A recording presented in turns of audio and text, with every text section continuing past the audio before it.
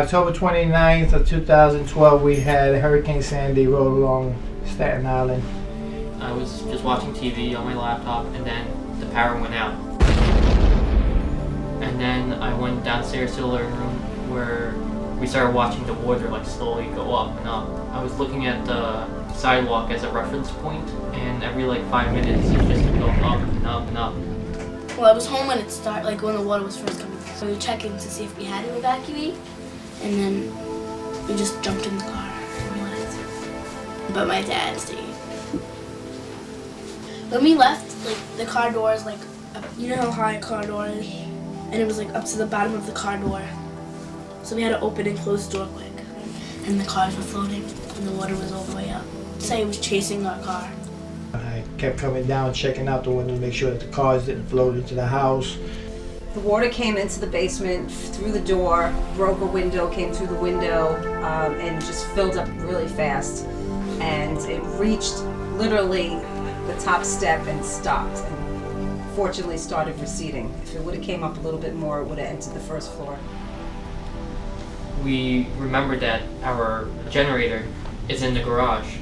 So by the time we went down there, the water was already up to our kneecaps. Our first floor staircase kept getting submerged step by step by step, and it was like 6 inches away from entering the living room.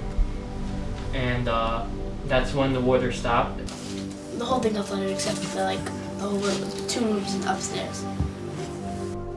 During Sandy, my grandma, she was very nervous, and to distract herself, she was upstairs playing Tetris.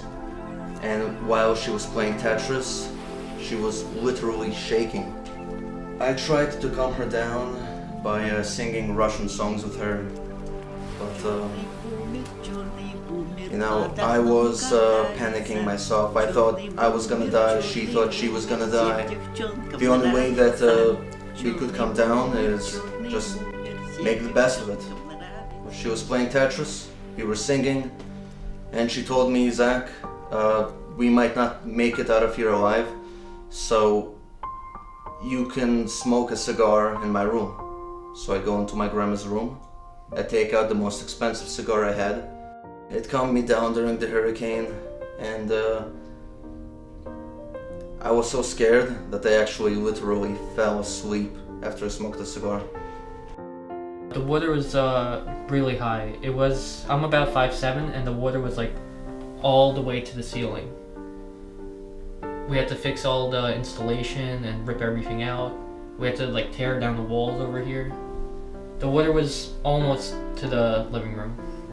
When there was the Irene hurricane, the water came up only a few feet.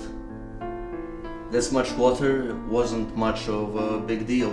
We used the pump, we got the water out, and the house was saved.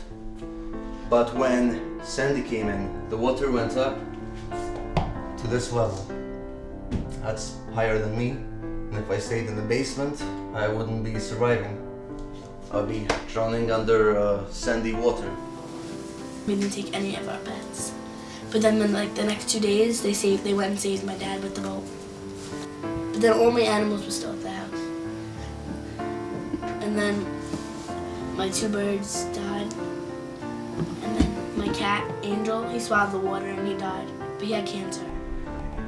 I went to jump in the car and realizing that my pets were still in the house. And by the time I gathered them up and put them in the room upstairs and grabbed the dog and get in the car, the water levels was already over the car, so naturally I was stuck here. We spent the night in the house, and it was really, really cold. And it was until the next day where we got rescued by some police officers in a boat.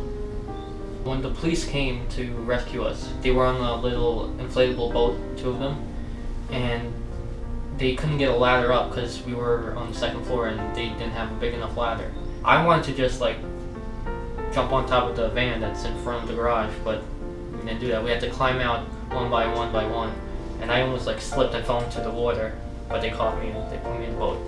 Then they drove us from our house down all the way on Hunter all the way to Father Cap. Then we spend most of the time in Brooklyn, going back and forth, fixing up the house and cleaning up. Next morning I woke up to sounds of helicopters, and I saw a helicopter outside my house, and it was airlifting one of my neighbors, and that was an amazing experience, seeing a helicopter airlift my neighbor, Coast Guard. You never see this stuff, you know, only during a real disaster. And the water the next morning was still really high up to my torso. It didn't go all the way down.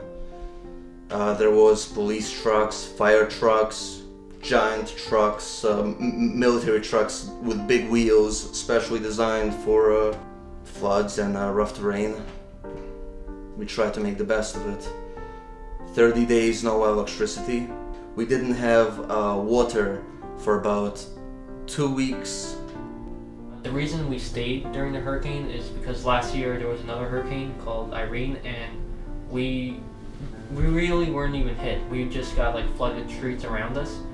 But if the news media wasn't always like, oh, this is a big deal, go buy duct tape and wood, go to Home Depot, how are we supposed to like take them serious when something really does happen? So if they weren't so like dramatic, we would have probably left to Brooklyn already. We had no idea. We expected this to be like Irene, you know, just a few feet of water. But no one expected a whole tidal wave to come.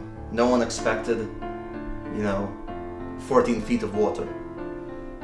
So Never think of something small, because unless you know, definitely. There were a lot of businesses in our area that are still not opened yet due to the damage from the water and the wind. We used to go there a lot before the storm, and now we can't go there anymore. Also, our school got flooded and a little bit, and they were using it as a shelter. So we had to go to a different school, and we didn't know what to do, and we weren't used to the school, so it was really hard for us. after we got a little bit of cash from insurance companies, we started repairing, building everything from scratch. While we were waiting for our house to be repaired, we had to sleep at our relative's house and our friend's house. And then after a while, we just wanted to be in our own house and sleep in our own room. But now we'll almost be in my house in 2 weeks. Everything that water touched, completely gone. This is one of the things that was here during Sandy.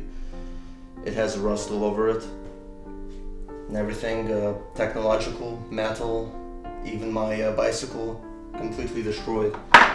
In this room we had computers, speakers, we had a whole studio for music. We even had a soundproof booth, and that entire studio, tens of thousands of dollars.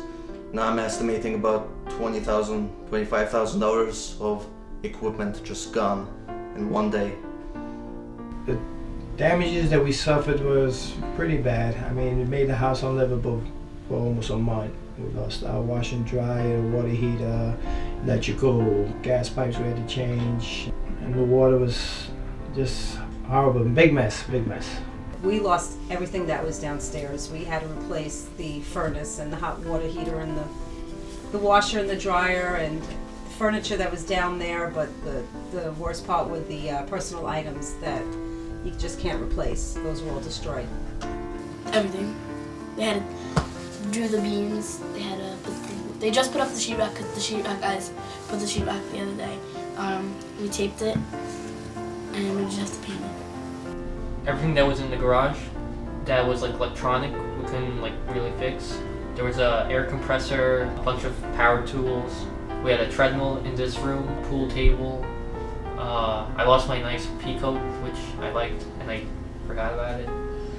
But everything else was just like stuff. No one got hurt, no one died, so it doesn't like really matter.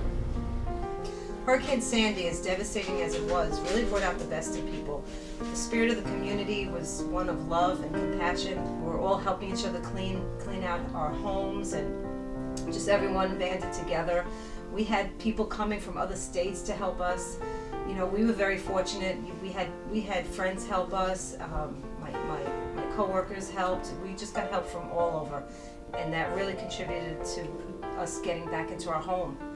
We were really thankful when we got to come home and be in our own house for Thanksgiving. So that's the main thing that we were thankful for.